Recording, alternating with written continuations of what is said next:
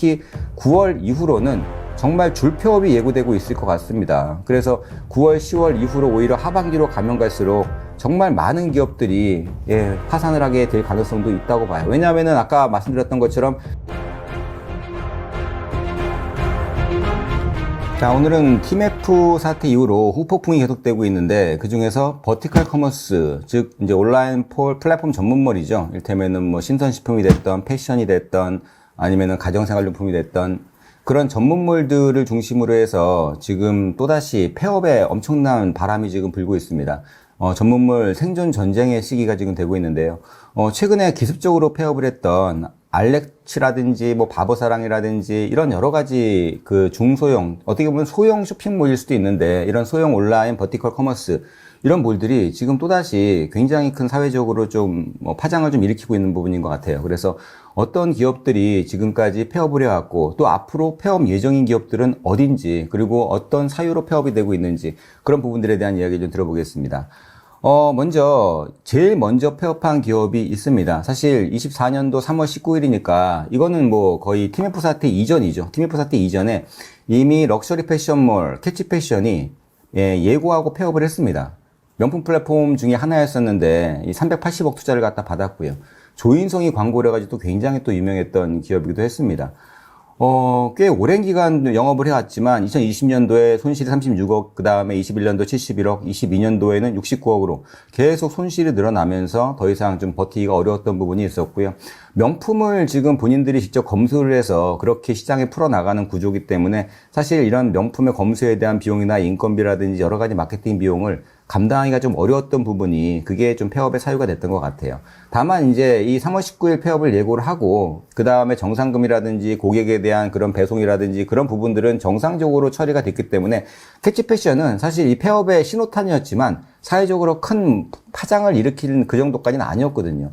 근데 지금 최근에 이슈가 되고 있는 두 번째 이 300억 미정산 기습폐업입니다. 예고폐업이 아니라 기습폐업. 직원도 혹은 그리고 거기에 정산해야 될 모든 뭐 의무도 다 버리고 알레치라는 기업이 TMF와 똑같이 닮은 꼴로 판매자들도 마찬가지고 소비자도 마찬가지고 폐업 직전까지도 할인 특가를 하면서 굉장히 큰 피해를 끼치고 지금 문을 닫아버렸죠. 알레치 역시 이 패션 전문 몰 쪽인데 이 패션 전문 몰이 지금 이 22년부터 완전 자본 잠식이었기 때문에 사실 22년, 23년 완전 자본 잠식 상태에서 계속 운영을 하다 보니 부채가 300억이 넘었거든요. 부채가 317억. 자산이 113억이니까 완전 자본 잠식 중에서도 한참 자본 잠식이 된 부분이고요. 작년 매출이 매출 150억에 영업 손실이 104억이니까 매출에 버금가는 영업 손실이 나고 있었고 최근 3년 동안의 누적 적자만 254억, 자본 잠식이 200억이 넘게 됐던 그런 기업이라는 거죠. 자본 잠식이라는 거는 자기가 갖고 있는 납입 자본금도 있고 이익 잉여금도 있는 합쳐가지고 이게 자본금이 되는데 자본이 되는데 영업 적자가 쌓이다 보니까 자기가 최초에 납입했던 자본금조차도 다 까먹고 영업을 하면 할수록 적자가 커지는 그런 구조가 되고 있기 때문에 사실은 이게 오프라인 기업들 같으면은 자본 잠식 완전히 이건 폐업으로 가는 거죠. 파산으로 바로 가는 부분인데 온라인 기업들이다 보니까 또 성장 기업이라는 그런 명목 하에서 이 자본 잠식이 된 부분까지도 여태까지는 사회적으로 용인이 됐던 거죠. 거기다가 VC들, 벤처 캐피탈들도 자본 잠식 생각하지 말고 매출만 키워라.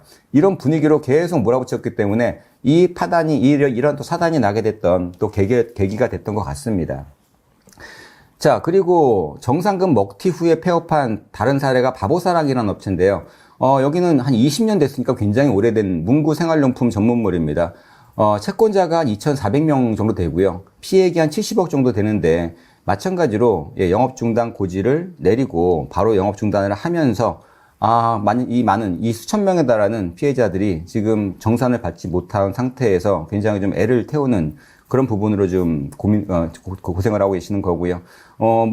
쇼핑몰 대표가 현재 경찰에 입건이 된 상태이긴 하지만 아직까지도 이 피해에 대한 구제 조치는 이루어지지는 않고 있는 것 같습니다. 자, 그리고 C2M 공동 구매몰 사자마켓인데요. 이 사자마켓은 이 C2M이면은 이 커스터머 투 매니팩처러 지금 이 공장하고 소비자를 연결시켜주는 그런 공동 구매를 하는 그런 업체였다라고 보시면 되고요. 여기도 좀 많은 상품들을 판매를 했지만 제일 많았던 게 과일, 음료, 가공식품 이런 식품류였던 그런 업체였습니다. 그래서 이제 산지에서 사과, 복숭아, 포도 어쨌든 이런 농산물들을 소비자하고 직접 연결해주는 그런 역할들을 했던 업체인데 마찬가지로 9월 30일자에 폐업이 예고돼 있습니다. 다만 이 사자몰 같은 경우에는 9월 30일 다음 달 30일에 폐업을 예고한 거기 때문에 여기도 마찬가지로 일단은 뭐 판매자에 대한 정산이라든지 소비자에 대한 뭐 이런 물건 배송이라든지 그런 부분들은 사자마켓에서 일단은 책임을 지고 하겠다. 뭐 그런 식으로 지금 이제 공지가 된 상태니까 좀 지켜보실 필요가 있을 것 같습니다. 또 하나는 한스타일이라 그러는데요. 한스타일 같은 경우에는 이 패션 전문몰, 큐레이션 패션 전문몰이라 그러죠. 패션 매거진으로 출발을 해서 패션 매거진을 온라인으로 거기다가 붙여서 온라인 상에서 그런 이 30대, 40대 여성들에 대한 그런 패션에 대한 이 아이템을 제공해주는 그런 쇼핑몰을 했었던 부분이고요. 마찬가지로 한스타일 역시도 2024년 10월 4일부로 종료가 예고되어 있습니다. 그래서 나머지 모든 서비스에 대한 뭐 이런 뭐 이 결제라든지 대금에 대한 정산이라든지 이런 부분들은 10월 4일 이후에 순차적으로 된다라고 고지가 지금 나와 있는 상태고요. 물론 이제 순차적으로 된다고 하더라도 이것도 보통 이런 쇼핑몰들이 한 판매된 이후로 한 30일 이후에 정산을 해주는 거기 때문에 사실 이 TMF의 불씨는 아직 남아있는 상태죠. 뭐 여태까지 이 폐업을 예고했던 업체들조차도 폐업한 이후에 그 다음에 30일에서 40일 이후에 대부분 정산을 지급해주는 그런 구조로 가고 있기 때문에 한 11월까지 가봐야지 이 업체들이 정상적으로 그렇게 운영 종료를 하고 이 문제 없이 폐업을 할지 그런 부분들이 좀 드러날 것 같습니다. 또 하나는 대표적인 게 1300K라는 회사가 있습니다. 1300K는 이 디자인 문구 생활용품점이라고 해서 일반적인 문구가 아니라 좀 예쁘게 디자인하고 젊은 층, MZ세대들을 공략할 만한 그런 상품들을 중심으로 해서 그 디자인을 파는 쇼핑몰이다라고 그런 캐치프레이즈로 오랫동안 영업을 해왔었는데, 9월 30일자로 폐업을 예고를 했습니다. 그래서 현재까지 지금 이제 정산에 대한 부분이 나오는데요. 7월달 정산 부분은 8월 31일 날, 그리고 8월은 9월 30일 날, 9월은 10월 31일 날 판매자들에게 정산을 해주겠다라고 예고를 했습니다. 앞에서 말씀드린 것처럼 이게 뭐 정산이라는 게 9월 1일 날 팔았으면 거의 2달인 거거든요. 앞에서 말씀드렸던 그런 기업들도 똑같이 그 정도, 최소한도 40일에서 60일 정도의 정산 기간이 있기 때문에 그런 부분들을 유의해서 계속 봐야 되는 부분이고요. 또 NHN 위트에는 스타일 가구몰 1200m라고 1200M이라고 불리는 이런 좀 라이프스타일 디자인이라는 그런 모토로 해서 만들어 놓은 디자인 가구몰도 있고요. 또 하나는 MRO몰도 있습니다. 사무용품 MRO라 그래서 사무용품 소비재 같은 소모성 사무용품 같은 경우를 납품하는 똑같이 9월 30일 날 폐업을 예고를 했습니다. 그리고 또 하나 NHN의 네 번째 쇼핑몰은 바로 소품, 키덜트 아이템을 중심으로 셀렉트샵이라 그러죠. 그 소쿱이라는 셀렉트샵을 만들었었는데 이 소쿱이라는 셀렉트샵 역시도 9월 30일 날 폐업을 예고를 하고 똑같은 방식으로 뭐 판매자라든지 구매자에 대한 대금 정산 안내를 지금 들어가고 있는 상태이기 때문에 이 많은 기업들이 지금 대부분은 폐업을 했거나 아니면은 다음 달에 줄 폐업을 하는 그런 상태로 지금 몰려 있다라고 보시면 되는 거고요. 또 여기다가 이런 쇼핑몰뿐이 아니라 이 세탁 특공대라고 불리는 그 아침에 새벽에 세탁물을 배달해주는 그런 또 이 온라인 커머스 업체가 있습니다. 당일 배송이라고 지금 얘기하고 있는데 지금 어떤 사람들은 2달 동안에 물건이 안 오고 있다. 굉장히 지금 심각한 클레임이 걸려 있는데 자본 잠식이 지금 들어가 있습니다. 완전 자본 잠식에 빠져 있는데 그래서 세탁 특공대도 굉장히 어려운 상황이에요.